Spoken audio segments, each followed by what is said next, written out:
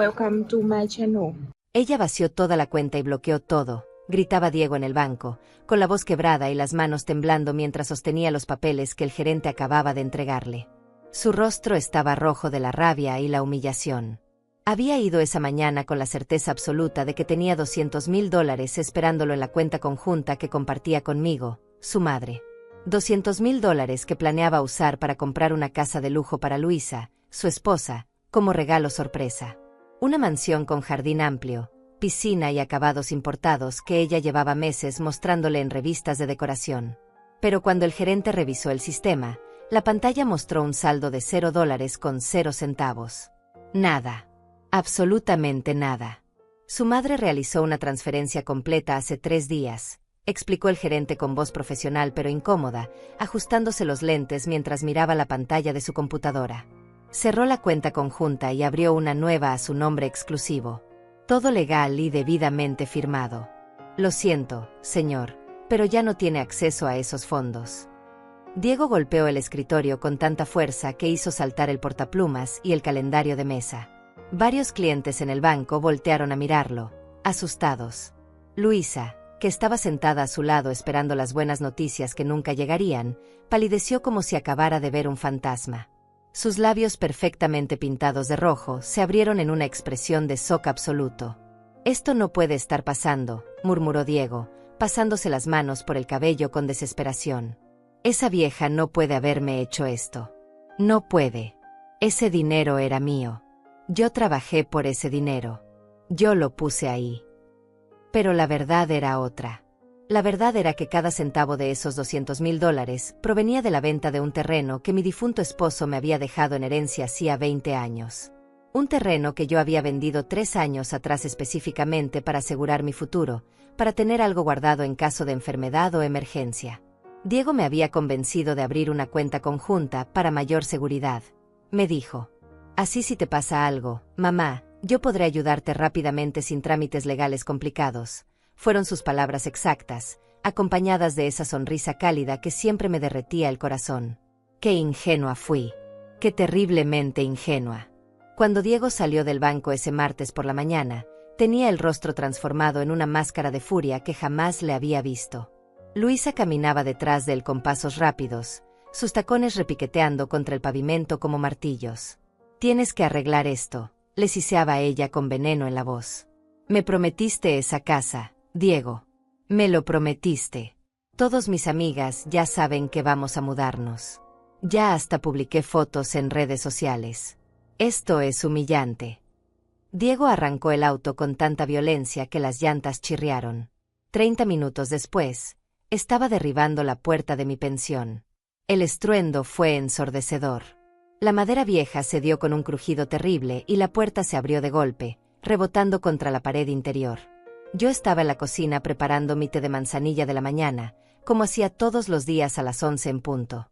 La taza se me cayó de las manos del susto y se estrelló contra el suelo, esparciendo líquido caliente y fragmentos de cerámica por todas partes. «Mamá», rugió Diego al entrar como un toro enfurecido. Sus ojos estaban inyectados de sangre y tenía las venas del cuello hinchadas. Luisa venía detrás de él, pero se quedó en el umbral, observando la escena con esos ojos fríos que siempre me habían dado mala espina. Mi hijo avanzó hacia mí con los puños apretados y yo retrocedí instintivamente hasta que mi espalda chocó contra la mesada de la cocina. En ese momento vi algo en sus ojos que me heló la sangre. No era solo rabia. Era odio. Odio puro dirigido hacia mí, su propia madre. Pero entonces Diego se detuvo en seco. Se quedó completamente paralizado. Su rostro pasó de la furia al shock en cuestión de segundos. La mandíbula se le desencajó y sus ojos se abrieron enormes, fijos en algo que estaba detrás de mí. Carlos, mi vecino y amigo de toda la vida, había entrado por la puerta trasera de la cocina al escuchar el escándalo. Carlos era un hombre de 68 años, exmilitar, con espaldas anchas y manos como troncos de árbol. Medía casi 1,90 y tenía esa presencia que imponía respeto sin necesidad de decir palabra. Estaba parado allí, con los brazos cruzados, mirando a Diego con una expresión que no necesitaba traducción. Pero no era solo Carlos lo que había paralizado a mi hijo. En la esquina de la sala, Bien visible desde donde él estaba parado, había una cámara de seguridad nueva con su lucecita roja parpadeando. Y otra en el pasillo. Y cuando Diego giró la cabeza ligeramente, pudo ver una tercera en la entrada. Todo estaba siendo grabado. Y entonces se escuchó las sirenas. Yo había llamado a la policía 5 minutos antes de que él llegara. Porque sabía que vendría. Sabía exactamente cómo reaccionaría cuando descubriera lo que había hecho. Lo conocía mejor de lo que él jamás me conoció a mí. El rostro de Diego perdió todo el color. Sus manos, que segundos antes estaban cerradas en puños listos para quién sabe qué, comenzaron a temblar. Luisa lanzó un grito ahogado desde la puerta y retrocedió cuando vio las luces azules y rojas de la patrulla reflejándose en las ventanas. «¿Qué hiciste?», susurró Diego, y por primera vez en toda la mañana su voz sonó pequeña, asustada. «Mamá, ¿qué hiciste?». Yo me erguí, limpiándome las manos en el delantal que siempre usaba por las mañanas. Mi corazón todavía latía rápido, pero mi voz salió firme y clara cuando le respondí. «Me protegí, Diego. Me protegí de ti». Pero para entender cómo llegué a ese momento, debo retroceder 6 meses en el tiempo. Debo hablar de la vida que llevaba antes de que todo esto explotara, antes de que descubriera la clase de hombre en que se había convertido mi hijo. Mi nombre es Dolores Rivas, tengo 65 años, y durante los últimos 15 años había vivido sola en esta pensión de 3 habitaciones en un barrio tranquilo de la ciudad. La casa no era gran cosa, lo admito. Las paredes tenían grietas que yo misma había aprendido a reparar con masilla y pintura barata. El techo goteaba en la esquina del baño cada vez que llovía fuerte, y yo colocaba un balde azul de plástico para recoger el agua. Los pisos de cerámica estaban desgastados por décadas de uso, con algunas baldosas sueltas que hacían ruido cuando caminaba sobre ellas. Pero era mi hogar. Era mío. Cada mañana me levantaba a las 6, preparaba café en la cafetera italiana que había sido de mi madre, y me sentaba en la pequeña mesa de la cocina a mirar por la ventana cómo amanecía. Veía a los vecinos salir a trabajar, a los niños caminar hacia la escuela, a don Ramiro abrir su tienda de abarrotes en la esquina. Luego dedicaba la mañana a mis costuras. Yo había sido costurera durante 40 años, y aunque ya estaba retirada oficialmente, todavía tomaba trabajos pequeños. Arreglos de dobladillos, cierres rotos, vestidos de fiesta que necesitaban ajustes.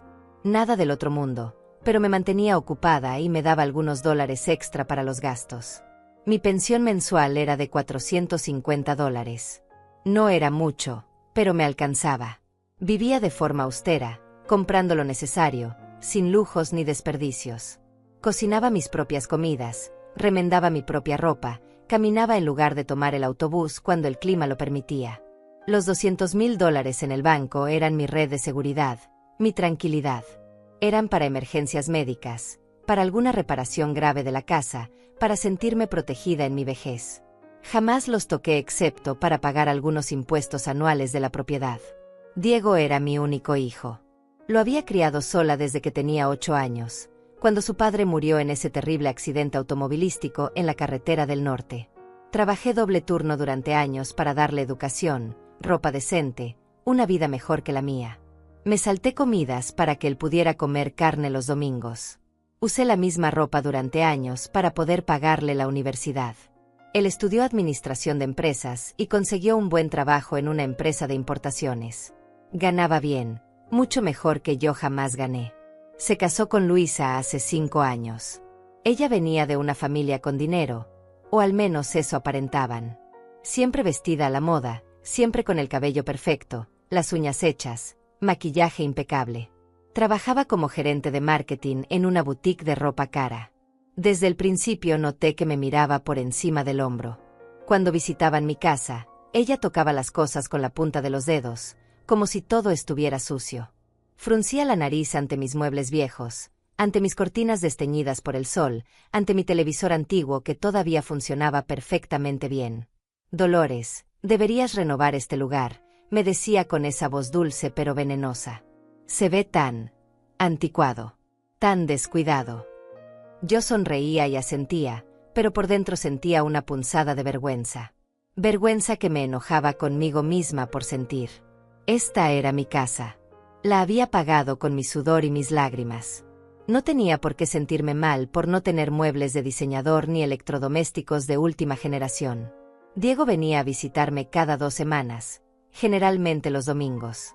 Yo le preparaba su comida favorita, aquella pasta con salsa de tomate casera que tanto le gustaba de niño. Nos sentábamos a la mesa y él me contaba sobre su trabajo, sobre sus planes, sobre la vida que llevaba. Yo escuchaba con atención, feliz de tener esos momentos con mi hijo. Pero en los últimos meses, algo había cambiado. Las visitas se volvieron más espaciadas. De cada 2 semanas pasaron a una vez al mes. Luego cada mes y medio. Cuando venía, parecía distraído, mirando constantemente su teléfono, respondiendo mensajes de trabajo o de Luisa. La conversación se volvió superficial. Ya no me preguntaba cómo estaba realmente. Solo hacía preguntas genéricas y esperaba respuestas cortas. Y entonces comenzaron las preguntas extrañas. «Mamá, ¿dónde guardas los papeles de la casa?», me preguntó un domingo mientras comíamos. «Deberías tener todo organizado en caso de emergencia». «Mamá, ¿sigues teniendo esa cuenta en el Banco Nacional?», dijo en otra ocasión. «Deberías revisar si te están cobrando comisiones innecesarias. Puedo acompañarte si quieres». «Mamá, esta casa es demasiado grande para ti sola. ¿No has pensado en vender y mudarte a algo más pequeño, más manejable?». Yo no le di mucha importancia en ese momento. Pensé que era preocupación genuina. Pensé que era mi hijo cuidando de mí, de la misma forma en que yo había cuidado de él toda su vida. Qué tonta fui. Qué ciega estuve ante las señales que estaban justo frente a mis narices. Hace 3 años, Diego me había convencido de abrir una cuenta bancaria conjunta. «Es por seguridad, mamá», me dijo con esa sonrisa que siempre me desarmaba.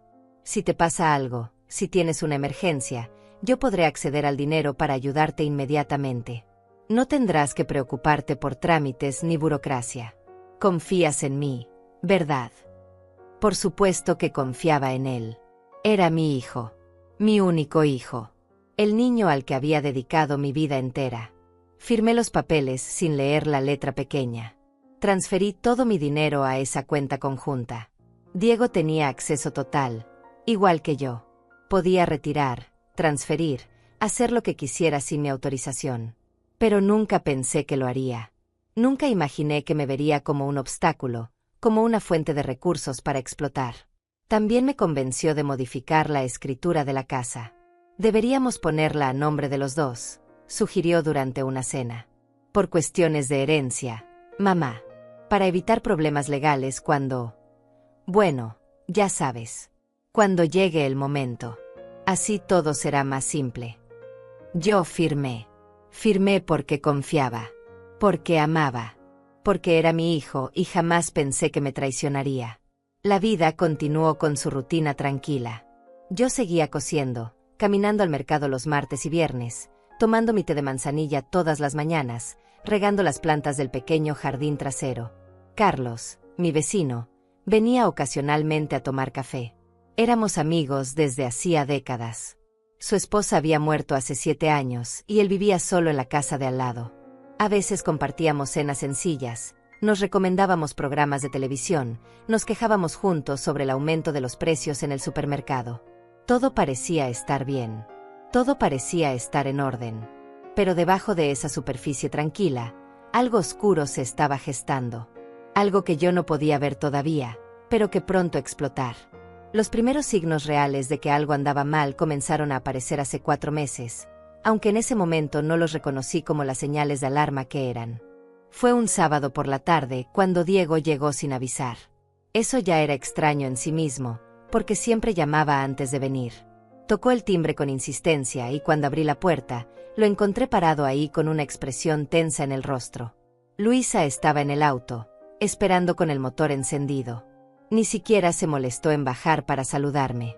«Mamá, necesito hablar contigo», dijo Diego sin siquiera darme un beso en la mejilla. Entró directamente a la sala y comenzó a caminar de un lado a otro como animal enjaulado. «Esto no puede seguir así». Mi corazón dio un vuelco. «¿Qué cosa, hijo? ¿Está todo bien? ¿Pasó algo?». «Esta casa», respondió señalando alrededor con un gesto amplio de la mano. «Mírate. Mamá, vives aquí sola en este lugar que se está cayendo a pedazos. El techo gotea, las paredes tienen grietas, Los muebles son de hace 30 años. Esto no es vida para una mujer de tu edad. Me sentí confundida por su repentino arrebato. Pero hijo, yo estoy bien aquí. Esta es mi casa. La conozco. Tengo mis vecinos, mis rutinas. No estás bien, me interrumpió con voz cortante que me hizo dar un paso atrás. Estás aislada. Estás viviendo en el pasado. Necesitas vender esta propiedad y mudarte a algo más moderno, más pequeño, más fácil de mantener. Un apartamento en el centro, por ejemplo. Yo puedo ayudarte a buscar opciones. Sus palabras me dejaron sin aliento. ¿Vender mi casa? Diego, esta casa tiene todos mis recuerdos. Aquí creciste tú. Aquí vivimos tu padre y yo. No puedo simplemente. Los recuerdos no pagan las cuentas, replicó con frialdad. Mira este lugar objetivamente, mamá. Vale dinero. Buen dinero. Podrías venderlo, comprar algo más económico y vivir con la diferencia. Sería más inteligente. Intenté explicarle que yo no necesitaba vender, que mi pensión me alcanzaba, que era feliz aquí. Pero él siguió presionando, argumentando, insistiendo. Finalmente se fue media hora después, visiblemente frustrado porque yo no había aceptado su sugerencia. Luisa ni siquiera me miró cuando el auto se alejó. Esa noche no pude dormir bien. Algo en la actitud de Diego me había perturbado profundamente. No era preocupación lo que había visto en sus ojos. Era otra cosa. Algo más oscuro. 2 semanas después, vino de nuevo. Esta vez con Luisa, que entró a mi casa con pasos lentos y calculados, mirando cada rincón con esos ojos críticos que tanto me incomodaban. Dolores, comenzó ella con voz melosa mientras se sentaba en mi sofá viejo sin esperar invitación. Diego y yo hemos estado hablando. Nos preocupa tu situación. Una mujer de tu edad no debería estar cargando con una propiedad tan grande y problemática. Estoy perfectamente bien, respondí tratando de mantener la calma, pero sintiendo como la irritación comenzaba a crecer en mi pecho. No, no lo estás, intervino Diego. Y además, mamá, hemos estado pensando. Esta zona se está revalorizando. Podría sacar fácilmente unos $150,000 por esta propiedad.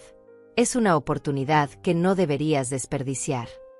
$150,000. Ahí estaba. El número concreto. La razón real detrás de toda su súbita preocupación por mi bienestar. No voy a vender mi casa, dije con firmeza. Y no quiero volver a hablar de esto. El rostro de Diego se endureció. Está siendo terca e irracional. Pero está bien.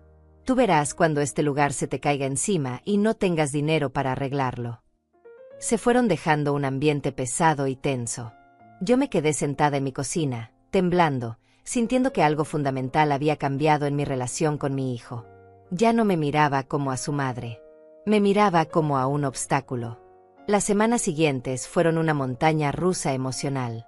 Diego oscilaba entre momentos de aparente normalidad y explosiones de frialdad que me dejaban desconcertada. Un día me llamaba por teléfono y conversábamos amigablemente sobre el clima y sus planes de trabajo. Al día siguiente llegaba a mi casa con cara de pocos amigos y comenzaba a criticar todo lo que veía. Este jardín es un desastre. Mamá, las plantas están secas. ¿Todavía usas esa estufa vieja? Es peligrosa. Deberías contratar a alguien para que limpie esto a fondo. Huele a humedad. Cada comentario era una pequeña puñalada. Cada crítica erosionaba un poco más mi confianza. Empecé a verme a mí misma y a mi hogar a través de sus ojos despectivos, y por primera vez en años me sentí inadecuada, insuficiente, fracasada. Luisa era aún peor.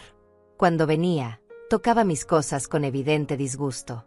Un día la encontré revisando los cajones de mi cómoda en el dormitorio. Solo estaba buscando un pañuelo, dijo sin una pizca de vergüenza cuando la descubrí. Pero yo había visto lo que realmente estaba haciendo. Estaba evaluando, catalogando, calculando el valor de mis pocas posesiones. Otra tarde, mientras yo preparaba café en la cocina, escuché a Luisa hablando por teléfono en el jardín. Su voz llegaba clara a través de la ventana abierta. Sí, es horrible. No puedo creer que Diego se haya criado en un lugar así. Parece casa de indigente. Pero no te preocupes. Pronto esto se resolverá. Estamos trabajando en eso. La vieja es terca, pero Diego sabe cómo manejarla. La vieja. Así me llamaba. La sangre me hirvió, pero me obligué a quedarme quieta, a no confrontarla. Todavía tenía esperanza de que todo fuera un malentendido, de que mi hijo no pudiera estar planeando nada malo contra mí. Qué ingenua seguía siendo. Carlos notó el cambio en mí. Una tarde, mientras compartíamos café en mi cocina como habíamos hecho cientos de veces, me miró con esos ojos sabios que habían visto mucho mundo. Dolores, ¿está todo bien contigo? Te veo preocupada. Ojeros. Has perdido peso. Intenté sonreír y restarle importancia, pero Carlos me conocía demasiado bien. Finalmente, cedí y le conté sobre el comportamiento extraño de Diego, sobre su insistencia en que vendiera la casa, sobre los comentarios hirientes de Luisa. Carlos frunció el ceño. Ten cuidado, Dolores. He visto casos así antes. Hijos que de repente se interesan mucho en las propiedades de sus padres mayores. No siempre termina bien. Pero es mi hijo, protesté. Diego me ama. Sé que a veces es brusco, pero en el fondo me quiere. El amor y la codicia pueden coexistir, respondió Carlos con tristeza. Y la codicia casi siempre gana. Solo te pido que estés atenta, que protejas lo que es tuyo. Sus palabras se quedaron resonando en mi cabeza durante días. ¿Estaba siendo paranoica? ¿O realmente había razones para preocuparme? Todavía no tenía pruebas concretas de nada malo. Solo tenía un sentimiento incómodo en el estómago que crecía con cada visita de Diego. Entonces ocurrió algo que cambió todo. Algo que me abrió los ojos de golpe y me mostró la terrible verdad que había estado negando. Era un jueves por la tarde, alrededor de las 3. Yo acababa de regresar del mercado con mis bolsas de compras cuando vi el auto de Diego estacionado frente a mi casa. Eso era extraño porque era día laboral y él debería estar en su oficina. Me acerqué con curiosidad, pero también con cierta aprensión que ya se había vuelto constante cuando se trataba de mi hijo. Cuando abrí la puerta, lo encontré en la sala hablando por teléfono. No me había escuchado entrar porque estaba demasiado concentrado en su conversación. Me quedé parada en el umbral, con las bolsas todavía en las manos, escuchando sin querer lo que decía. Te digo que el dinero ya está garantizado, decía Diego con voz baja pero emocionada. Son 200.000 en la cuenta conjunta. Yo tengo acceso total. Ella ni siquiera revisa los estados bancarios. Cuando me dé cuenta, ya habrá pasado todo y será demasiado tarde para que haga algo. Mi corazón se detuvo. Las bolsas casi se me caen de las manos, pero me aferré a ellas con fuerza, sintiendo como mis nudillos se ponían blancos. Luisa, amor, confía en mí, continuó Diego. La casa que viste te va a encantar. $200.000 es exactamente lo que necesitamos para el enganche. El vendedor ya está de acuerdo. Podemos cerrar el trato la próxima semana. Tu mamá va a estar tan impresionada cuando vea en qué barrio vamos a vivir. Hubo una pausa mientras escuchaba lo que Luisa decía del otro lado. No, ella no va a enterarse hasta que todo esté hecho. Para ese entonces, el dinero ya va a estar invertido en la propiedad. ¿Qué va a poder hacer? ¿Demandarme? Soy su hijo. Además, técnicamente es una cuenta conjunta. Legalmente tengo derecho a usarla. Y sobre la casa donde vive, bueno, también está a mi nombre. Si necesitamos liquidez adicional, podemos considerar venderla después. Estoy seguro de que puedo convencerla. Sentí que el suelo se movía bajo mis pies. Tuve que apoyarme contra la pared para no caerme. Mi propio hijo estaba planeando robarme. Robarme todo lo que tenía. El dinero que había ahorrado durante años, la casa que había sido mi refugio y mi hogar. Diego se rió de algo que Luisa dijo. Sí, lo sé. Has esperado mucho por esta casa. Pero ya falta poco, amor. Ya falta muy poco. La semana que viene voy al banco, transfiero el dinero, cerramos la compra y nos mudamos. Mamá ni siquiera tiene que saberlo hasta que queramos contarle.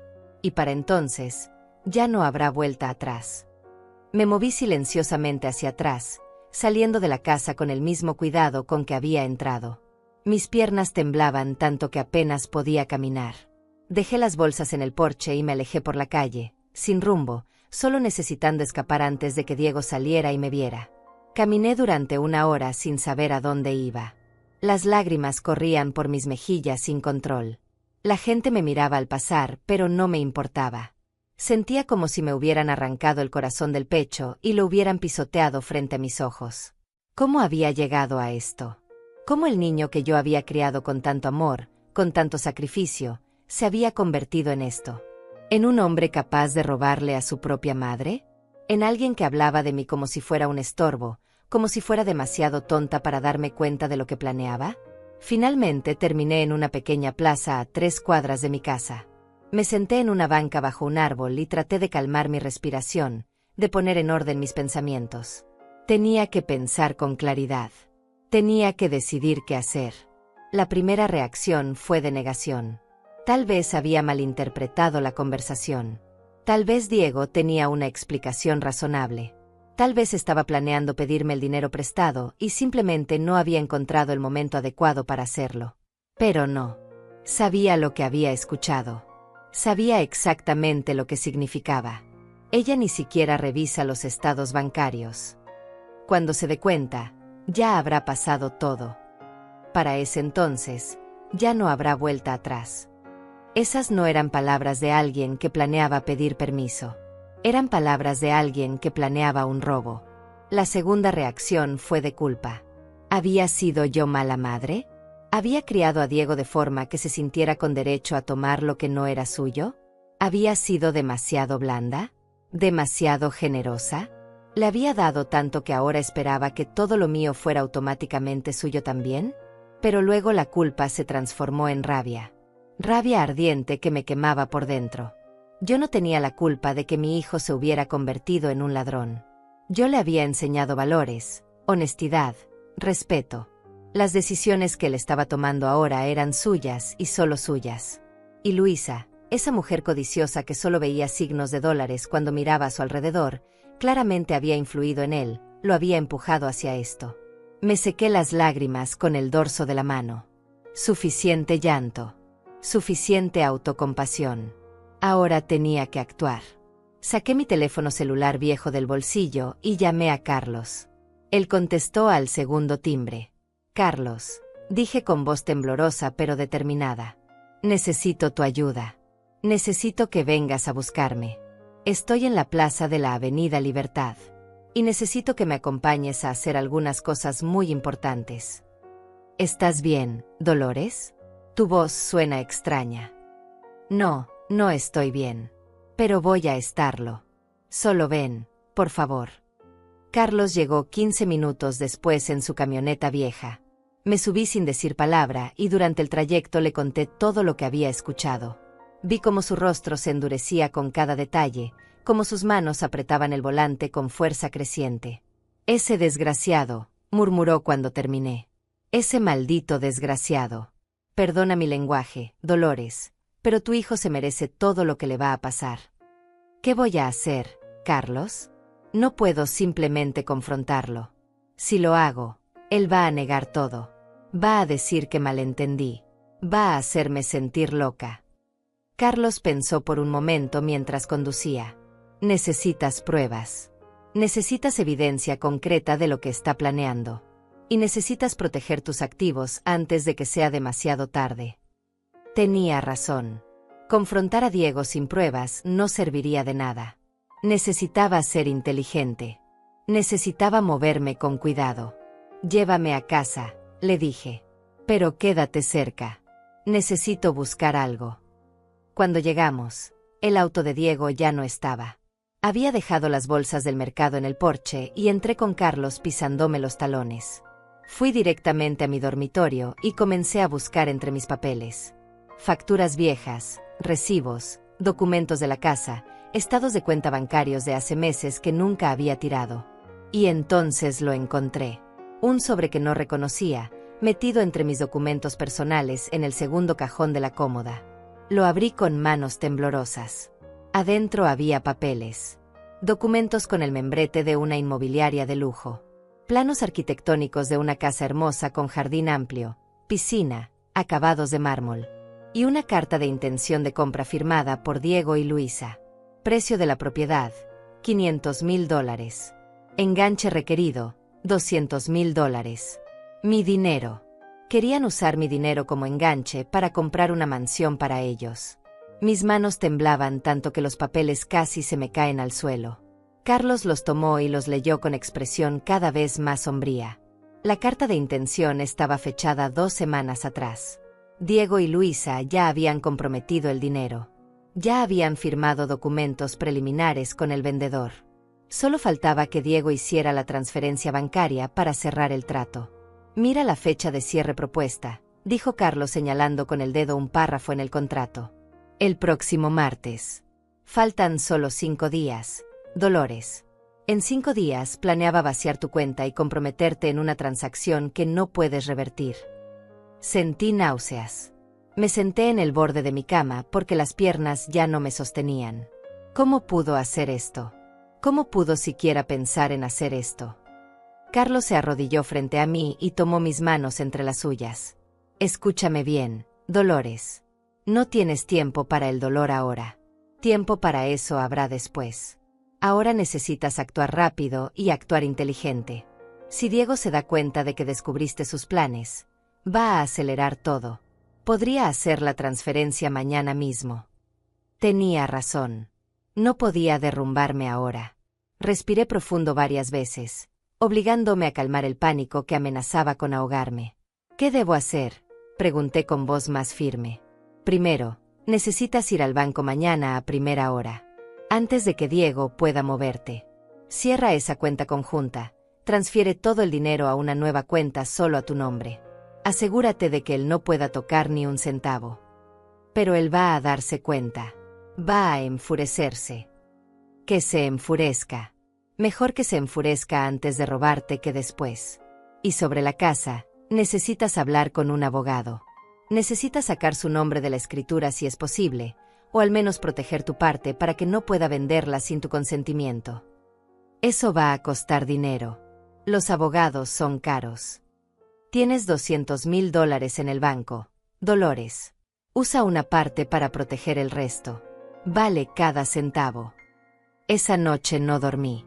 Me quedé despierta en mi cama, mirando el techo, sintiendo como mi mundo se desmoronaba y se reconstruía al mismo tiempo. Había perdido a mi hijo. O tal vez nunca lo había tenido realmente. El Diego que yo creía conocer, el niño amoroso y agradecido que existía en mis recuerdos, probablemente era una ilusión. El hombre real era este que planeaba robarme mientras sonreía a mi cara. Pero no iba a permitir que me destruyera. No iba a quedarme quieta mientras me despojaban de todo lo que había construido. A las 6 de la mañana del viernes ya estaba vestida y lista. Carlos tocó a mi puerta a las 7 en punto, tal como habíamos acordado. Desayunamos café negro y tostadas en silencio, ambos sabiendo lo que venía. ¿Estás segura de esto?, me preguntó antes de salir. Una vez que des este paso, no hay vuelta atrás. Tu relación con Diego va a cambiar para siempre. Ya cambió, respondí con amargura. El momento en que él decidió robarme, dejó de ser mi hijo en el sentido que importa. Ahora solo es un hombre que quiere aprovecharse de mí. Y yo no voy a permitirlo. Llegamos al banco a las 8:30, justo cuando abrían. Pedí hablar con el gerente, el mismo señor Martínez que me había atendido durante años. Era un hombre de unos 50 años, calvo, con gafas gruesas y un trato siempre amable. Señora Dolores, qué gusto verla. ¿En qué puedo ayudarla hoy? Me senté frente a su escritorio y saqué los documentos que había encontrado en mi casa. Se los mostré sin decir palabra al principio, dejando que él leyera. Necesito cerrar mi cuenta conjunta con mi hijo inmediatamente, dije cuando terminó de leer. Y necesito transferir todos los fondos a una nueva cuenta solo a mi nombre. Una cuenta a la que él no tenga ningún tipo de acceso. El señor Martínez frunció el ceño. Entiendo. Pero debo informarle que en una cuenta conjunta, cualquiera de los titulares puede retirar fondos en cualquier momento. Si su hijo ya inició alguna transacción. Por eso estoy aquí ahora, antes de que pueda hacerlo. Puede verificar si hay movimientos recientes o transacciones pendientes. Tecleó en su computadora durante varios minutos que se sintieron como horas. Yo apretaba las manos en mi regazo, conteniendo la respiración. No hay transacciones pendientes, dijo finalmente. La última operación fue hace 2 meses, un retiro de $300 que hizo usted misma. El saldo actual es de $200.115 con 42 centavos. Sentí un alivio tan grande que casi me desmayo. Todavía estaba a tiempo. Diego aún no había movido el dinero. Entonces proceda, por favor. Cierre esta cuenta y abra una nueva solo a mi nombre. Ahora mismo. El proceso tomó casi 2 horas. Hubo que llenar formularios, verificar mi identidad múltiples veces, firmar documentos. Carlos esperó pacientemente a mi lado todo el tiempo, siendo mi apoyo silencioso. Finalmente, el señor Martínez me entregó los papeles de mi nueva cuenta. Listo, señora Dolores. La cuenta conjunta está cerrada. Todo el dinero ha sido transferido a su nueva cuenta personal. Aquí está su nueva tarjeta de débito. Le llegará una contraseña temporal por mensaje de texto para activarla. ¿Hay algo más en lo que pueda ayudarla? Sí, dije sacando otro papel de mi bolso. Era un documento que había preparado esa mañana con la ayuda de Carlos. Necesito que Diego Rivas quede registrado en el sistema como persona sin autorización de acceso a cualquier información sobre mis cuentas. Si viene preguntando, no debe recibir ningún dato. Ninguno. El señor Martínez asintió comprensivamente. Era obvio que había visto situaciones similares antes. Por supuesto. Queda registrado en el sistema.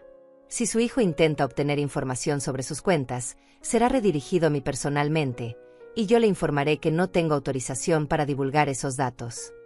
Salí del banco sintiéndome como si me hubieran quitado un peso de 100 kilos de los hombros. Pero sabía que esto era solo el principio. El dinero estaba seguro, pero aún quedaba el problema de la casa. Carlos me llevó directamente al despacho de una abogada que él conocía. Se llamaba Alejandra Soto, una mujer de unos 40 años, con cabello corto y mirada inteligente. Le expliqué toda la situación mientras ella tomaba notas en su computadora portátil. Lo que su hijo planeaba hacer técnicamente no es ilegal en el caso del dinero, explicó cuando terminé. Al ser una cuenta conjunta, él tenía derecho legal de acceso. Moralmente repugnante, sí, pero no criminal. Sin embargo, si hubiera vendido la casa sin su consentimiento expreso, eso sí constituiría fraude, especialmente si usted todavía vive en ella y no recibe compensación justa. ¿Puedo sacarlo de la escritura?, pregunté. Es complicado. Ambos son copropietarios. Para removerlo necesitaría su firma. Y dudo que él la dé voluntariamente una vez que se entere de lo del banco. Alejandra pensó por un momento. Pero hay algo que sí podemos hacer. Podemos registrar una anotación preventiva en el registro de la propiedad, declarando que usted vive en la casa y que cualquier venta requiere su consentimiento notariado personal. Eso evitaría que él pudiera vender usando documentos falsificados o poderes fraudulentos. Hágalo, dije sin dudar. Haga todo lo que sea necesario para protegerme. Firmé más papeles. Pagué honorarios. Para el mediodía del viernes, mi dinero estaba seguro y mi casa tenía protecciones legales. Me sentía exhausta pero también extrañamente empoderada. Por primera vez en meses, yo tenía el control. ¿Y ahora qué?, le pregunté a Carlos cuando salimos del despacho de la abogada. Ahora esperamos, respondió. El martes, cuando Diego vaya al banco a hacer la transferencia para comprar esa mansión, va a descubrir que no hay nada que transferir. Y entonces, Dolores, entonces vamos a ver su verdadera cara. Los siguientes 4 días fueron los más largos de mi vida. Cada vez que sonaba el teléfono, mi corazón se aceleraba pensando que sería Diego llamando para confrontarme. Pero no llamó. No vino. No envió mensajes. Era como si hubiera desaparecido del mapa, probablemente ocupado finalizando los detalles de su gran robo, sin saber que ya no tenía nada que robar. Carlos se quedó cerca durante esos días. Instaló cámaras de seguridad en mi casa, pequeñas y discretas, que grababan todo lo que pasaba en la sala, la cocina y el pasillo de entrada. Por si acaso, dijo. Quiero tener evidencia de cualquier cosa que pase. También cambió las cerraduras de todas las puertas. Diego tenía llave de mi casa, pero ya no le serviría. El sábado por la noche, mientras cenábamos sopa de verduras en mi cocina, Carlos me preguntó algo que me había estado evitando preguntarme a mí misma. ¿Cómo te sientes realmente, Dolores? No con la situación legal o financiera. Digo emocionalmente. Es tu hijo. Dejé la cuchara en el plato y miré hacia la ventana. Afuera estaba oscureciendo y las luces de la calle comenzaban a encenderse una por una. Siento como si estuviera de luto, respondí finalmente. Como si el Diego que yo conocía hubiera muerto y en su lugar quedara un extraño. Un extraño que tiene su cara pero no su corazón.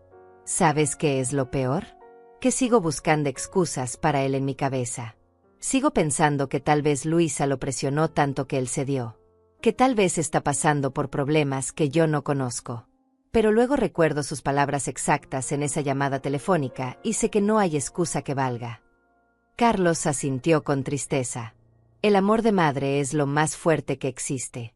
Pero a veces ese amor nos ciega ante la verdad. Diego es un adulto. Tomó decisiones. Malas decisiones. Y ahora tiene que enfrentar las consecuencias. Esa noche soñé con Diego niño. Tenía 8 años y estaba llorando en mi regazo porque unos compañeros de escuela se habían burlado de él por no tener zapatos nuevos. Yo lo abrazaba y le prometía que le compraría los mejores zapatos que pudiera pagar. En el sueño, él me miraba con esos ojos inocentes llenos de confianza absoluta y me decía: te quiero, mamá. Eres la mejor mamá del mundo. Me desperté con lágrimas en las mejillas. El domingo pasó con lentitud agónica. Fui a misa por primera vez en meses, buscando tal vez algún tipo de consuelo o respuesta. El padre Rodrigo habló en su sermón sobre el perdón, sobre cómo perdonar no significa permitir que nos sigan lastimando. Sus palabras resonaron en mí. Podía perdonar a Diego algún día, tal vez, pero eso no significaba que tenía que dejar que me robara. El lunes me la pasé limpiando la casa nerviosamente, moviendo muebles, lavando cortinas, cualquier cosa para mantener mis manos ocupadas y mi mente distraída. Carlos vino por la tarde y revisó las cámaras, asegurándose de que todo estuviera funcionando perfectamente. Mañana es el día, dijo. Según los documentos que encontraste, mañana martes Diego planeaba cerrar la compra de esa casa. Va a ir al banco en algún momento de la mañana. Y cuando descubra que no puede acceder al dinero. No terminó la frase. No hacía falta. ¿Crees que vendrá aquí? Pregunté aunque ya sabía la respuesta. Sin duda. Y no va a venir tranquilo. Va a venir furioso. Por eso voy a quedarme cerca. Muy cerca. Esa noche apenas dormí 2 horas. Me quedé acostada escuchando cada ruido de la casa, cada crujido, cada suspiro del viento contra las ventanas. A las 5 de la mañana me rendí y me levanté a preparar café. A las 9 de la mañana del martes, estaba sentada en mi cocina con una taza de té que ya se había enfriado en mis manos. Carlos estaba en su casa pero con su teléfono en la mano, listo para venir si yo lo llamaba. Las cámaras grababan silenciosamente. A las 10:15, mi teléfono sonó. Era un número desconocido pero local. Contesté con mano temblorosa. «Señora Dolores Rivas», preguntó una voz masculina profesional. «Sí, soy yo».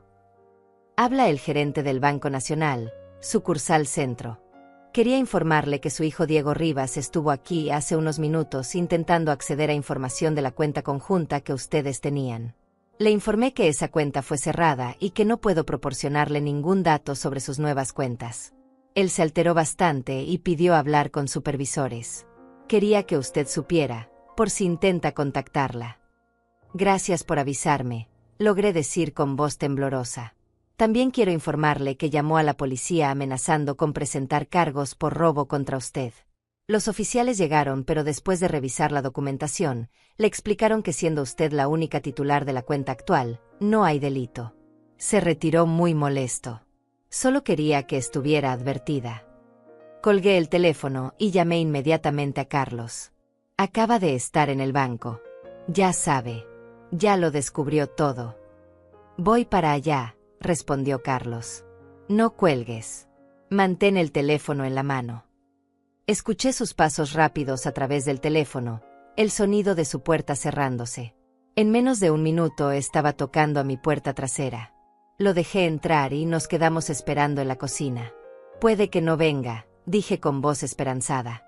Puede que se calme y... El rugido de un motor interrumpió mis palabras.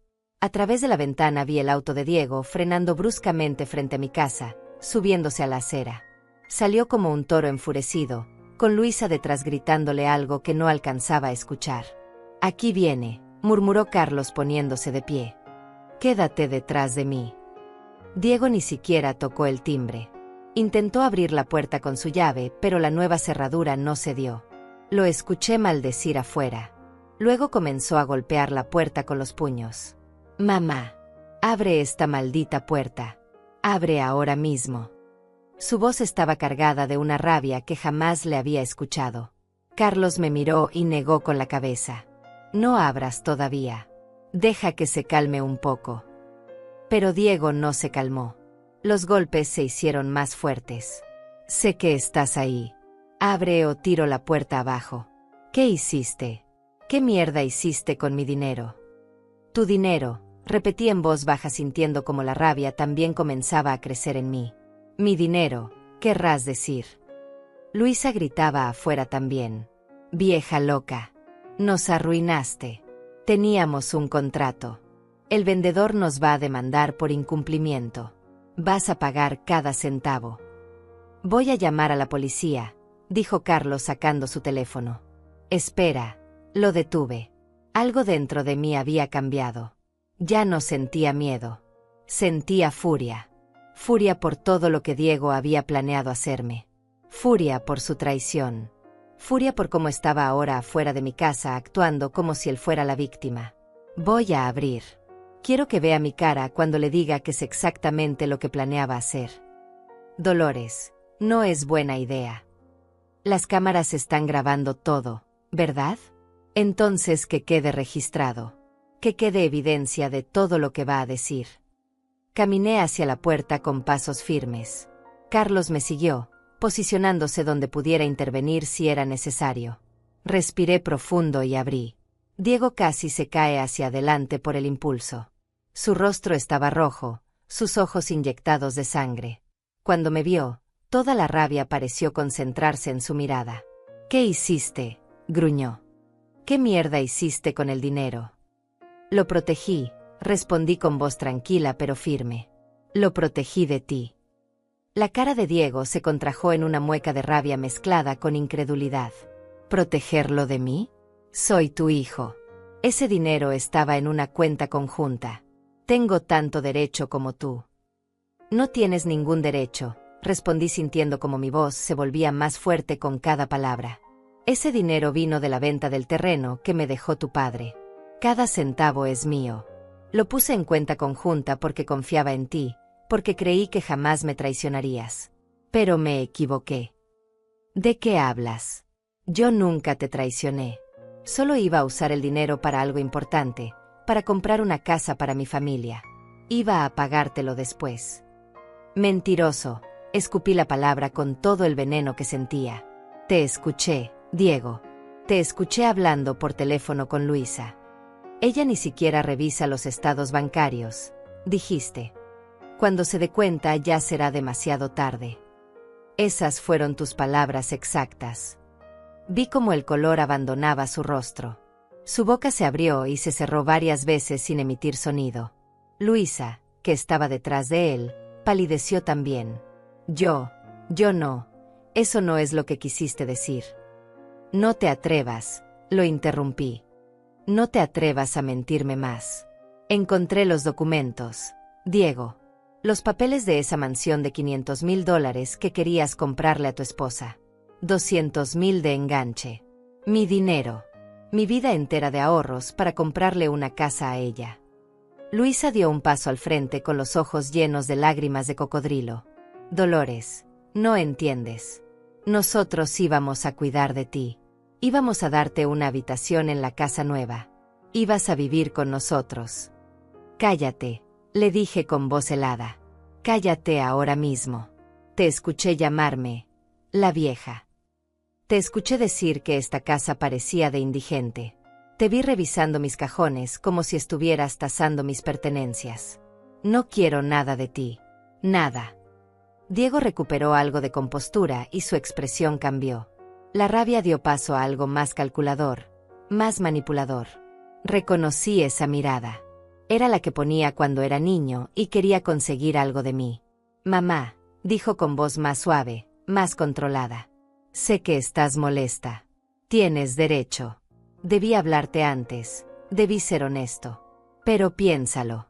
¿Qué vas a hacer con $200,000? Tienes 65 años. Vives sola en esta casa que se cae a pedazos. Nosotros podríamos darte una vida mejor. Podrías tener tu propia habitación con baño privado, jardín, piscina. No tendrías que preocuparte por nada. Lo que me ofreces no es una vida mejor, respondí. Es dependencia. Es quitarme mi autonomía, mi casa, mi dinero, y dejarme a tu merced. ¿Y qué pasaría cuando ya no me quisieras ahí? Cuando fuera un estorbo en tu mansión perfecta. Me echarías a la calle sin nada porque ya no tendría ni casa ni dinero. Todo estaría en tus manos. No seas ridícula. Jamás haría eso. Ya estabas dispuesto a robarme, Diego. ¿Por qué debería creer que no harías algo peor? Su máscara de calma se resquebrajó de nuevo. No es robar cuando es una cuenta conjunta. Legalmente ese dinero también era mío. Moralmente no lo era, intervino Carlos desde atrás. Diego pareció notarlo por primera vez y su expresión se endureció aún más. Tú, gruñó señalándolo con el dedo. Tú la envenenaste contra mí, ¿verdad? Tú le metiste estas ideas en la cabeza. Nadie me metió nada en la cabeza, dije antes de que Carlos pudiera responder.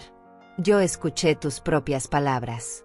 Yo encontré los documentos que dejaste escondidos en mi casa. Tú solito cavaste tu propia tumba, Diego. No culpes a otros por tus acciones. Luisa comenzó a llorar con sollozos exagerados. Perdimos la casa. El vendedor nos va a demandar por los gastos de documentación. Vamos a tener que pagar $50,000 en penalizaciones. $50,000. Dolores. Nos vas a arruinar. Yo no los arruiné, repliqué sin una pizca de compasión. Ustedes se arruinaron solos al planear comprar una propiedad con dinero que no era suyo. Esas son las consecuencias de sus decisiones. Diego dio un paso amenazador hacia mí. Carlos inmediatamente se interpuso entre nosotros, su presencia física imponente haciendo que Diego se detuviera. No vas a tocarla, dijo Carlos con voz baja pero letal. Ni un dedo. ¿Entendiste? ¿O qué? Lo desafió Diego aunque su voz temblaba ligeramente. ¿Qué vas a hacer, viejo? ¿Pegarme? Adelante. Te demando y le quito a mi madre hasta esta casa de porquería. Diego, basta, intenté decir pero él me ignoró completamente. ¿Sabes qué es lo más triste, mamá? Continuó con voz llena de amargura. Que sacrifiqué tanto por ti. Venía a visitarte incluso cuando no tenía tiempo. Soportaba esta casa deprimente. Aguantaba tus historias repetitivas sobre el pasado. Todo porque pensaba que eras mi madre y te debía respeto. Pero resulta que eres una egoísta. Prefieres quedarte aquí muriendo sola rodeada de basura vieja que ayudar a tu propio hijo a tener una vida mejor. Cada palabra era una bofetada. Sentí lágrimas quemando mis ojos, pero me negué a dejarlas caer. Yo te di todo, dije con voz temblorosa. Todo lo que tuve y lo que no tuve. Me salté comidas para que tú comieras. Usé ropa vieja para comprarte ropa nueva. Trabajé turnos dobles para pagarte la universidad. Y ahora vienes a decirme que soy egoísta porque no te permito robarme los únicos ahorros que tengo. ¿Cuándo fue que te volviste así, Diego? ¿Cuándo dejaste de ser mi hijo y te convertiste en esto? Me convertí en alguien que no quiere vivir en la pobreza para siempre, escupió. En alguien que quiere algo mejor que esta vida miserable. Pero tú no lo entiendes porque te conformas con migajas. Siempre lo has hecho. Luisa puso una mano en el hombro de Diego. Amor, vámonos. Es inútil hablar con ella. Ya tomó su decisión. Ahora nosotros tomaremos las nuestras. Había amenaza en sus palabras. Lo sentí como un escalofrío recorriendo mi columna. ¿Qué significa eso?, preguntó Carlos con voz tensa. Diego sonrió, pero no fue una sonrisa alegre. Fue algo retorcido y frío. Significa que esta casa también está a mi nombre. 50% mía. Y si necesito liquidez para pagar las penalizaciones del contrato, voy a vender mi parte. O mejor aún, voy a forzar la venta completa de la propiedad. Hay procesos legales para eso. División de bienes comunes. Y entonces, mamá, vas a tener que dejar esta casa que tanto amas. La van a subastar y yo voy a recibir mi mitad del dinero. Sentí que el suelo se movía bajo mis pies. No había pensado en eso. Había protegido el dinero, pero la casa seguía siendo vulnerable. No puedes hacer eso, dije aunque mi voz sonó menos segura de lo que hubiera querido. Puedo y lo haré. Ya hablé con un abogado esta mañana después de salir del banco. Me confirmó que como copropietario tengo derecho a exigir la venta si tú no quieres comprar mi parte. Y dudo que tengas $200,000 extra para comprarme. Técnicamente tiene razón, murmuró Carlos a mi lado con preocupación. Diego vio la duda en mi rostro y su sonrisa se amplió. Así que aquí está mi oferta, mamá. Me das $150,000 ahora mismo, firmas los papeles, y yo renuncio a mis derechos sobre esta casa. Te quedas con tu hogar y con 50,000 para vivir tus últimos años. O me niegas el dinero y yo inicio el proceso legal. La casa se vende en subasta, probablemente por menos de lo que vale, los abogados se comen una buena parte en honorarios, y al final ambos perdemos. Tú eliges. Era chantaje puro. Extorsión emocional y financiera. Pero lo peor era que tenía razón. Podía hacerlo. Legalmente tenía los recursos para forzar la venta de mi casa. Me quedé mirando a mi hijo en silencio, procesando sus palabras. $150,000. Quería que le diera $150,000 después de haber intentado robarme todo. Y me amenazaba con quitarme mi casa si no accedía a su chantaje. Tienes hasta mañana para decidir, continuó Diego con voz fría y calculadora. Mañana a las 5 de la tarde vendré por tu respuesta. O traes el dinero en un cheque certificado, o inicio los trámites legales. Y créeme, mamá, no voy a tener piedad. Te voy a sacar de esta casa aunque tenga que arrastrarte. Ya escuchaste suficiente, dijo Carlos sacando su teléfono. Voy a llamar a la policía. Esto es extorsión y amenazas. Adelante, se burló Diego. Llama. Los policías van a venir, van a escuchar mi versión, van a revisar los documentos de la casa que prueban que soy copropietario, y se van a ir. Porque no estoy haciendo nada ilegal. Estoy ejerciendo mis derechos de propiedad. ¿O qué van a decir? ¿Qué es un crimen querer vender mi parte de una casa que legalmente me pertenece? Luisa se cruzó de brazos con expresión de satisfacción. Deberías aceptar su oferta, Dolores. 150,000 es generoso considerando todo. Diego podría exigir los 200,000 completos como su mitad del valor de la propiedad. Te está dando una oportunidad de conservar algo. Generoso, repetí la palabra con amargura. Llamas generoso a robarme la mitad de mis ahorros después de intentar robarme todo. No es robo cuando es legalmente mío, insistió Diego. Sus ojos brillaban con una mezcla de rabia y triunfo. Creía que había ganado. Creía que me tenía contra la pared sin salida. Y tal vez tenía razón. Tal vez no había forma de ganar esta batalla. Podía darle el dinero y quedarme con mi casa, pero perder la mayoría de mis ahorros. O podía negarme y arriesgarme a perder absolutamente todo en un proceso legal largo y costoso. Necesito tiempo para pensar, dije finalmente, odiándome a mí misma por sonar tan débil. Tienes hasta mañana a las 5, repitió Diego. Ni un minuto más. Se dio vuelta para irse, pero se detuvo en el umbral. Ah, y mamá, una cosa más. No intentes trucos como mudarte o esconder el dinero. Ya le informé a mi abogado de la situación. Si detecta cualquier movimiento sospechoso en tus cuentas o con la propiedad, vamos a actuar inmediatamente. Incluso podría solicitar un embargo preventivo de tus bienes. Así que pórtate bien. Los vi alejarse. Diego caminaba con pasos firmes, seguros. Luisa prácticamente brincaba a su lado, claramente satisfecha con cómo habían salido las cosas. Subieron al auto y se marcharon dejando marcas de llantas en mi césped. Cerré la puerta y me apoyé contra ella, sintiendo como todas mis fuerzas me abandonaban. Carlos me sostuvo del brazo y me guió hasta la sala, ayudándome a sentarme en el sofá. No puedes darle ese dinero, dijo con firmeza. Es exactamente lo que quiere. Va a tomarlo y después igual va a buscar la forma de quitarte más. Los tipos como él nunca se conforman. Pero tiene razón, respondí con voz rota. Puede forzar la venta de la casa. Hablé con la abogada sobre protecciones, pero nunca mencionó esto. Nunca pensé que llegaría tan lejos. Voy a llamar a Alejandra ahora mismo, dijo Carlos marcando el número en su teléfono. Puso el altavoz para que yo pudiera escuchar. La abogada contestó al tercer timbre. Carlos le explicó rápidamente lo que acababa de pasar. Hubo un silencio largo del otro lado de la línea. Es cierto que como copropietario puede solicitar la división y venta del bien común, explicó Alejandra finalmente. Es un derecho que tiene. Sin embargo, hay algunas cosas que pueden complicarle el proceso. La anotación preventiva que registramos ayuda. También el hecho de que Dolores vive en la propiedad como su residencia principal. Los jueces suelen ser más cautelosos cuando se trata de dejar a alguien sin hogar, especialmente a una persona mayor. Pero eventualmente podría lograr la venta, ¿verdad?, pregunté. Eventualmente, sí. Aunque el proceso podría tardar entre 6 meses y 1 año. Y hay formas de complicárselo más. Podríamos argumentar que la inclusión de su nombre en la escritura fue obtenida mediante engaño. Que él la manipuló aprovechándose de la confianza madre-hijo. Eso podría invalidar su copropiedad. Pero tendríamos que probarlo, dijo Carlos. Sí. Y no sería fácil. Necesitaríamos evidencia de la manipulación. Testimonios. Documentación que muestre el patrón de conducta.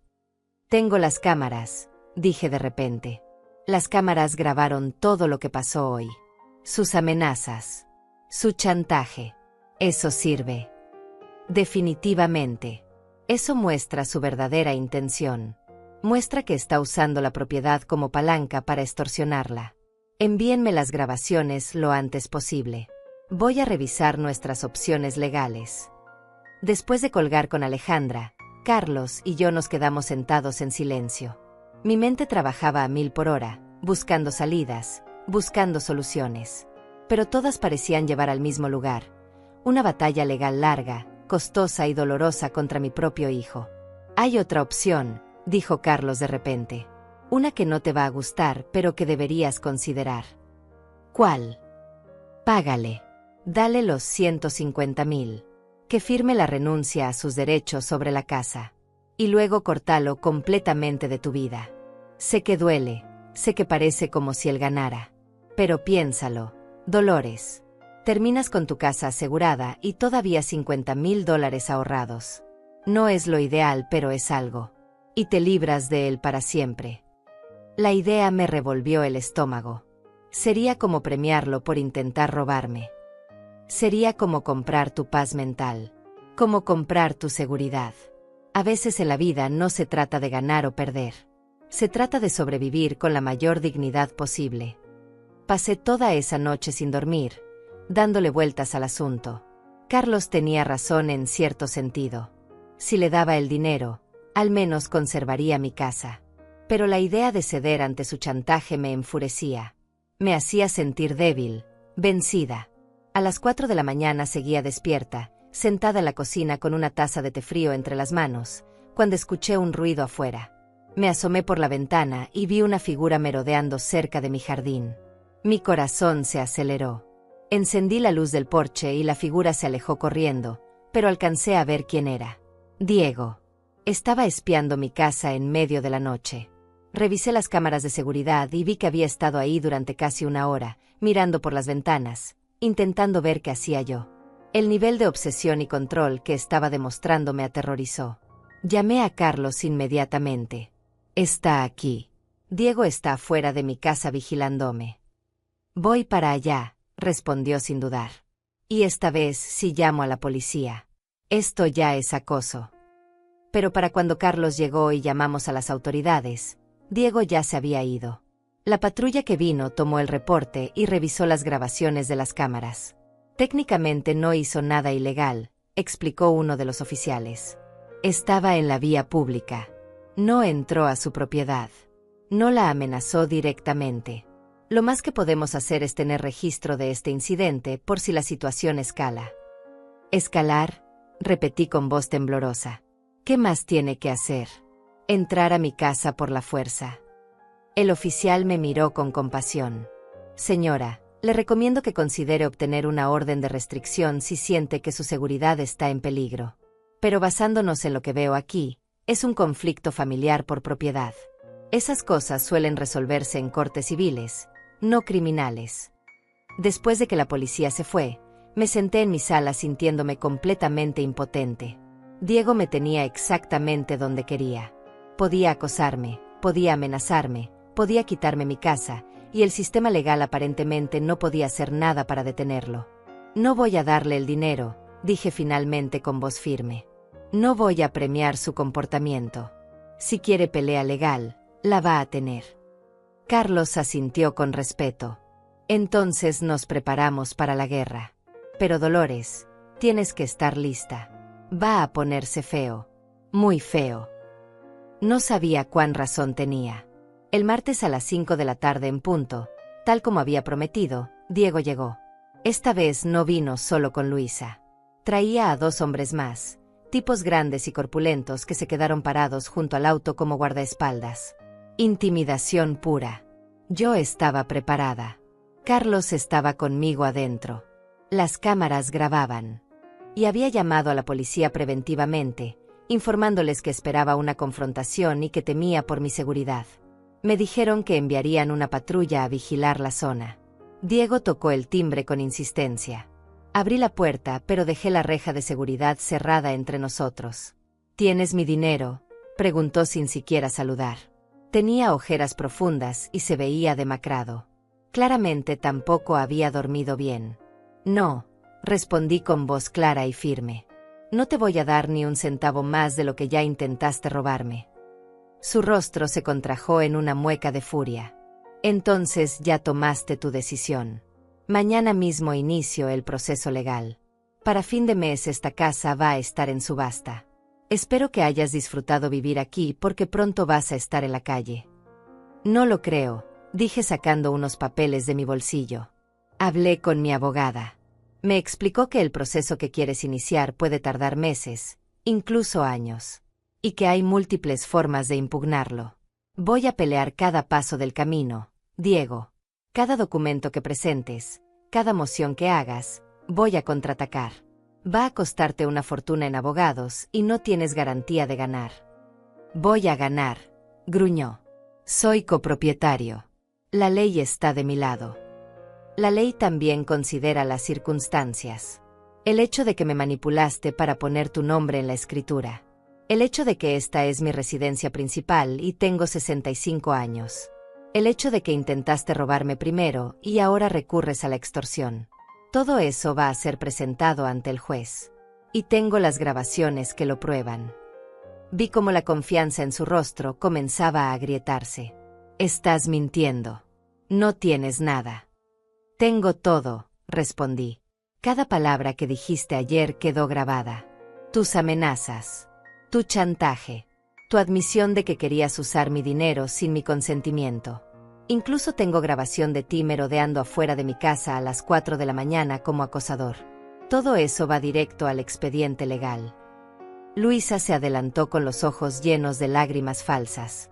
Por favor, Dolores. Somos familia. No tiene que ser así. Podemos llegar a un acuerdo. Tal vez no 150,000. Tal vez 100,000. Podemos negociar. No hay nada que negociar, dije con frialdad. Ustedes planearon robarme. Fallaron. Ahora quieren extorsionarme. También van a fallar.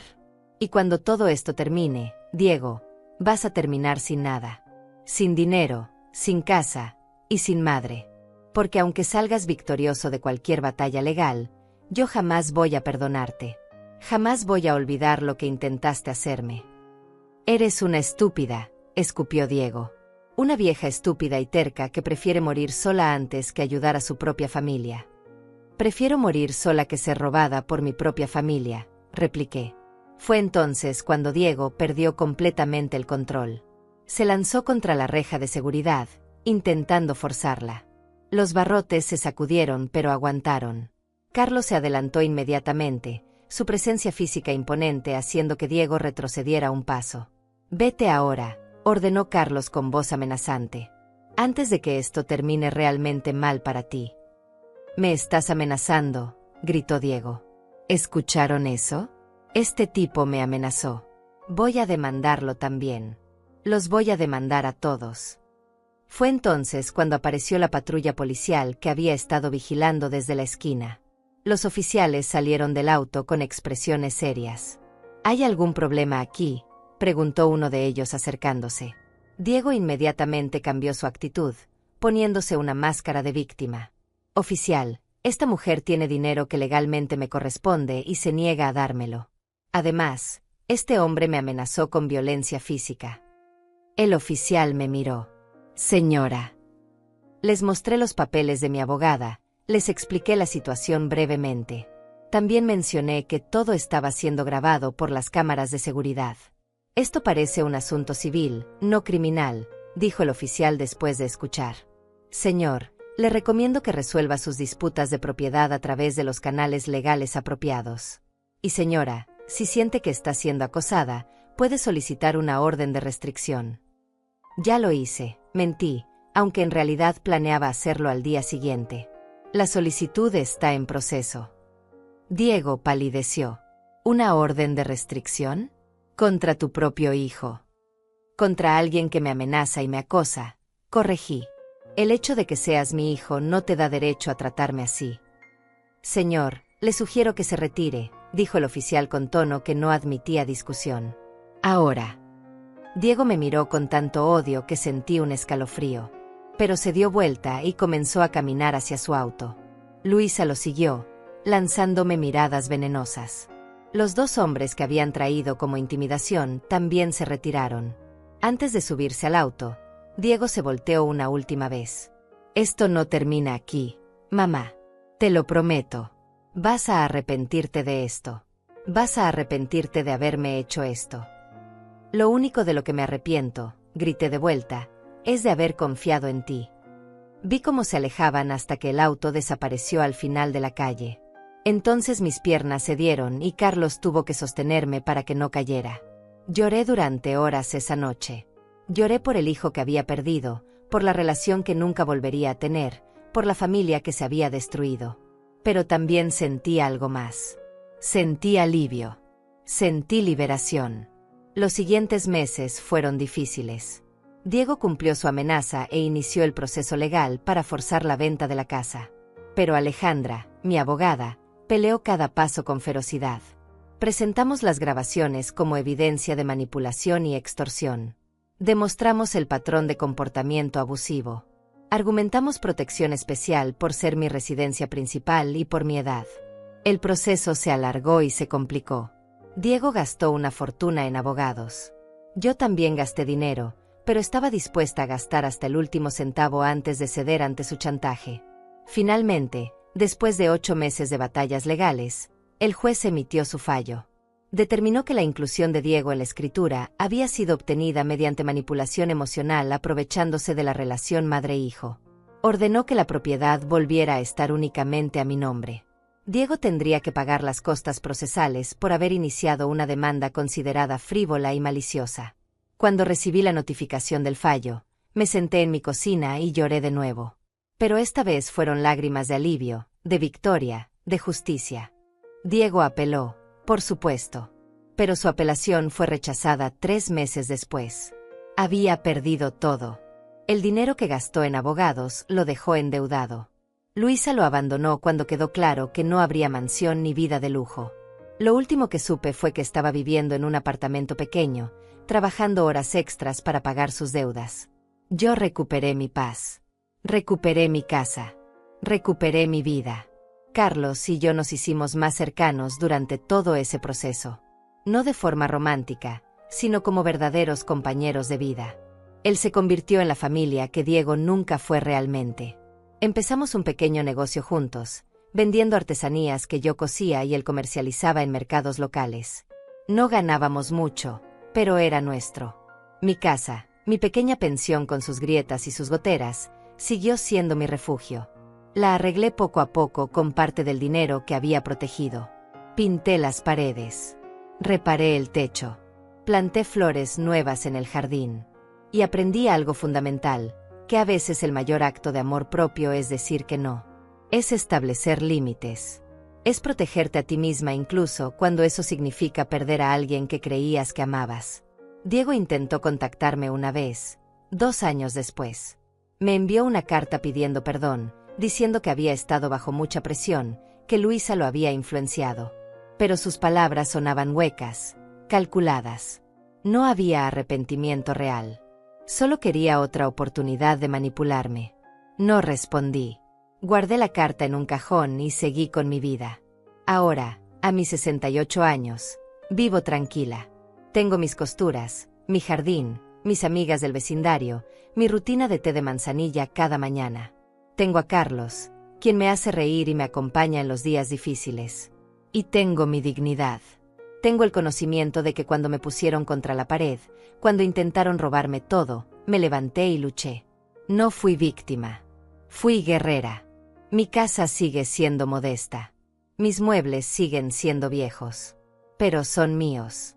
Completamente míos. Y nadie, ni siquiera mi propio hijo, puede quitármelos. A veces me pregunto si Diego piensa en mí, si entiende realmente lo que perdió. No solo el dinero o la casa, sino a su madre. Sino la posibilidad de una vejez compartida, de recuerdos nuevos, de una relación real basada en amor y no en codicia. Pero esas son sus preguntas que responder, no las mías. Yo ya encontré mi paz. Y eso es lo único que importa. Tentar nuevamente.